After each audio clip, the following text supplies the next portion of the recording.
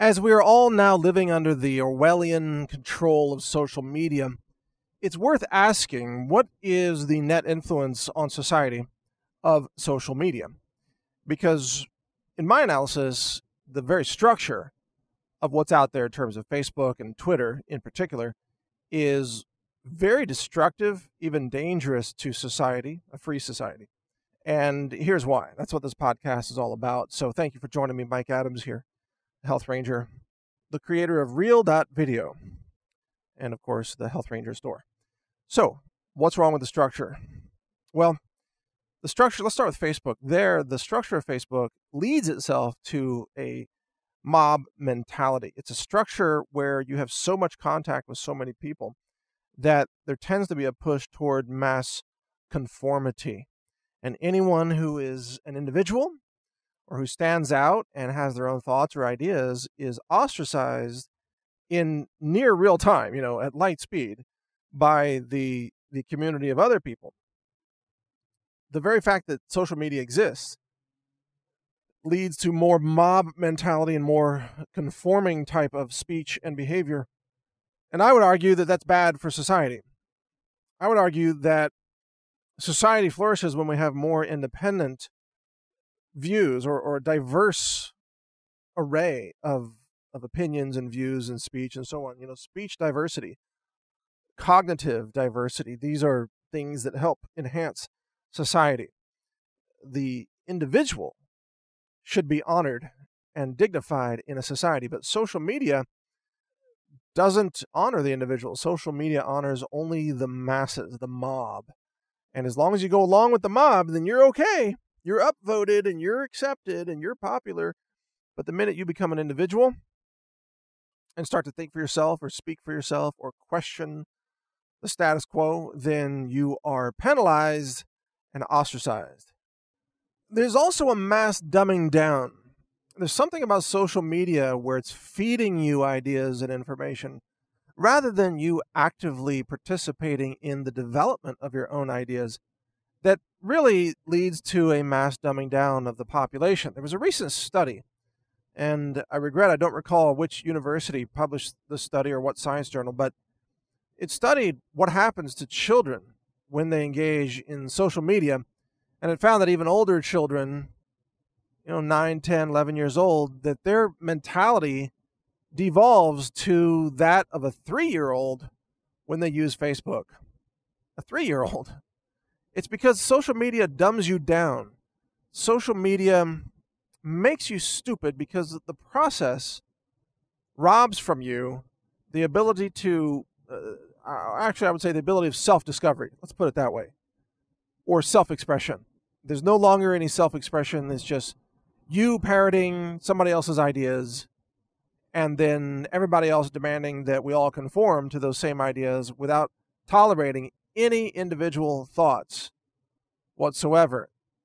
That's Facebook. Now, Twitter is similar, but it has slightly different problems. Twitter being the short-form text platform, Twitter suffers from the problem that people can be anonymous, and when people are anonymous online, they tend to become insane, hateful trolls.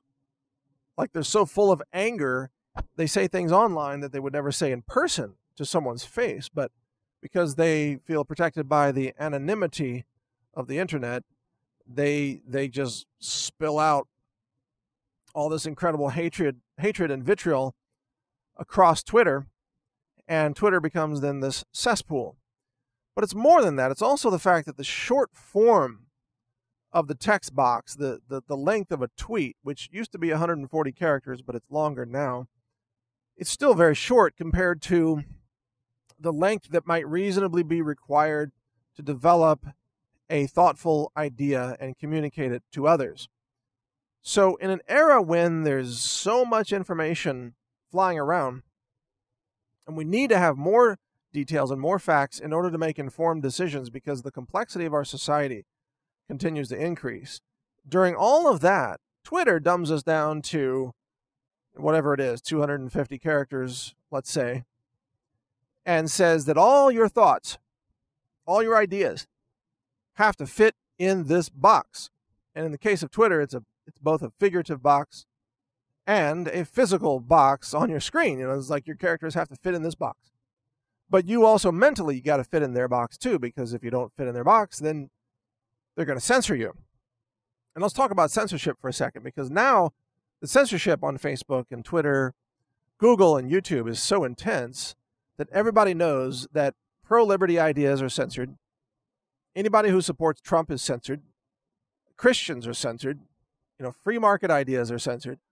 On and on. So people tend to self-censor in order to avoid being censored by the system, which leads to an effect that suppresses freedom of expression on the most important issues of our time, which is philosophy and politics, economics, all these issues, national security, identity politics, all these things. If you say something that Facebook doesn't like, or that Facebook censors don't like, and they hire censors who are almost all, and I say this lovingly, illiterate libtards.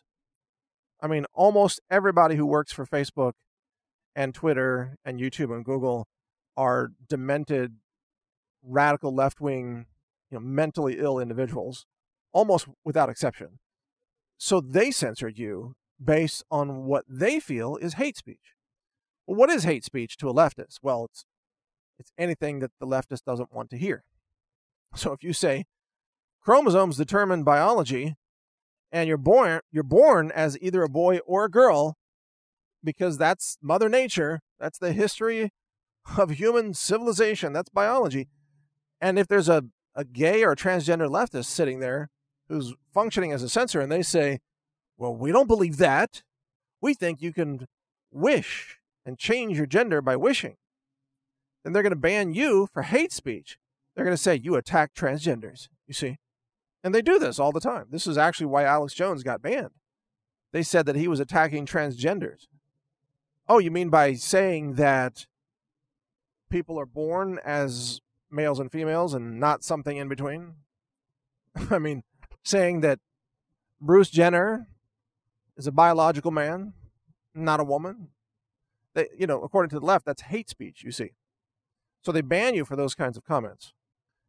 And this is unhealthy for society because it now creates a very stilted public conversation where everybody who's still uncensored is lying and pretending to go along with things that they actually don't believe.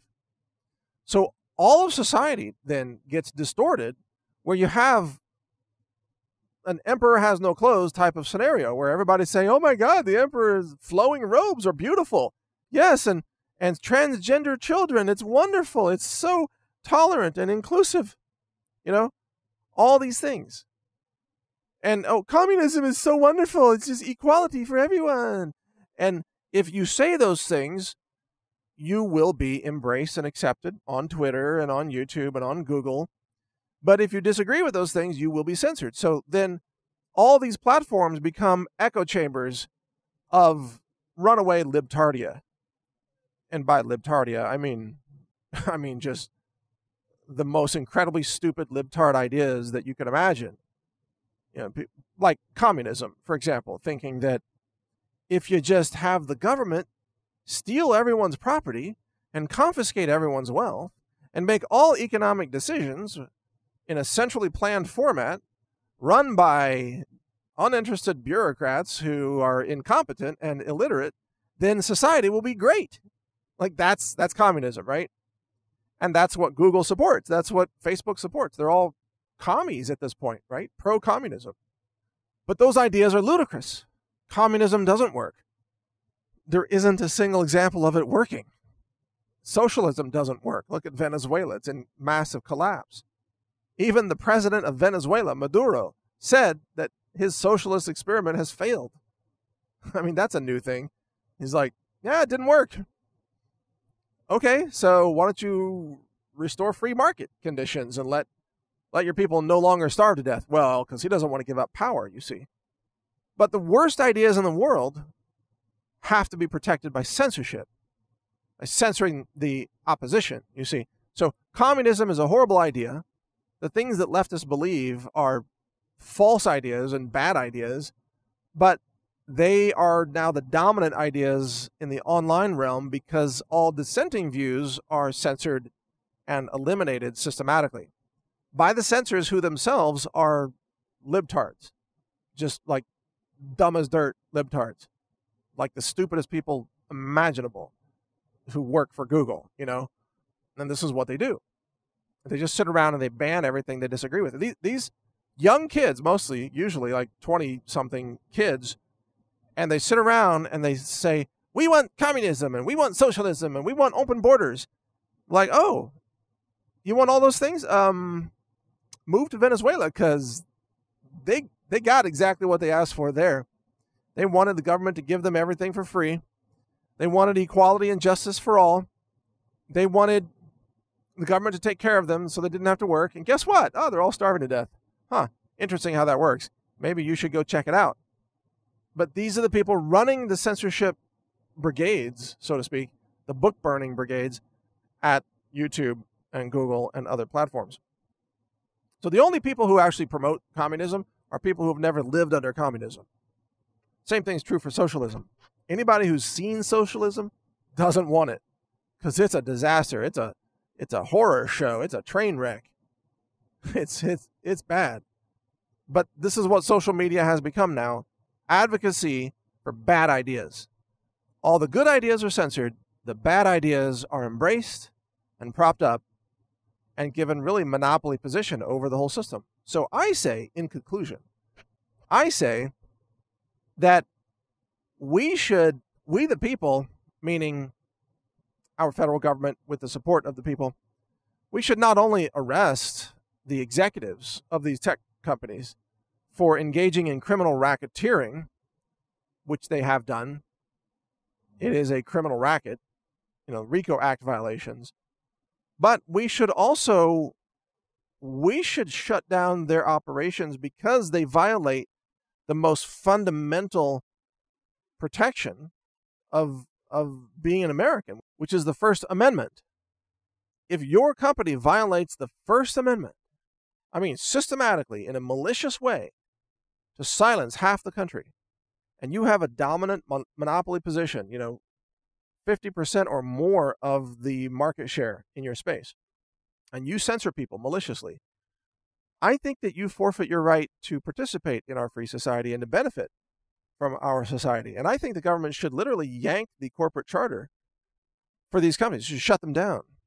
It should shut down Facebook, and shut down Twitter, and shut down Google and YouTube and these other companies that are engaged in this. Because we would actually see a more free society once these companies, and you almost can't even call them companies, they're almost like a deep state unto themselves. Once they are shut down and offline, we would have a more free and a more prosperous society. Because these companies are evil, and they're more powerful than governments. And they are malicious. They have they're not beholden to any kind of morals or ethics or sense of fairness whatsoever. They are malicious. They are dishonest, highly deceptive. They abuse their power. They even control world governments. They determine now who wins elections. And that's why they're wielding their censorship power right now, to try to control the outcome of the next election in America, the midterm elections. And that's why they have committed election fraud, and that's why they should be shut down. It's not just that they've accidentally committed election fraud. They have systematically planned and conspired to simultaneously carry out massive election fraud. These are criminal acts, and these corporations are criminal organizations. It's organized crime. And there's no place in our society for organized crime. So not only should the executives be arrested and criminally prosecuted, but the entities should be shut down, just completely put out of business. And you might say, well, gosh, how can you say that? Don't they have free speech right to exist? Well, you do have a right to exist if you respect the liberties of others in a free society. But if you systematically abuse and destroy those freedoms, and you commit massive fraud to destroy the very country that gave you those benefits, then no, you don't have a right to participate in that country. If Google wants to move to China and operate in communist China, where the philosophy very closely resembles Google, they should be free to do that. But they should not be allowed to operate in America any longer because they are not compatible with freedoms of this constitutional republic, which includes, number one, freedom of speech. You know, Apple is not compatible with America. Facebook is not compatible with America. Send those corporations to China.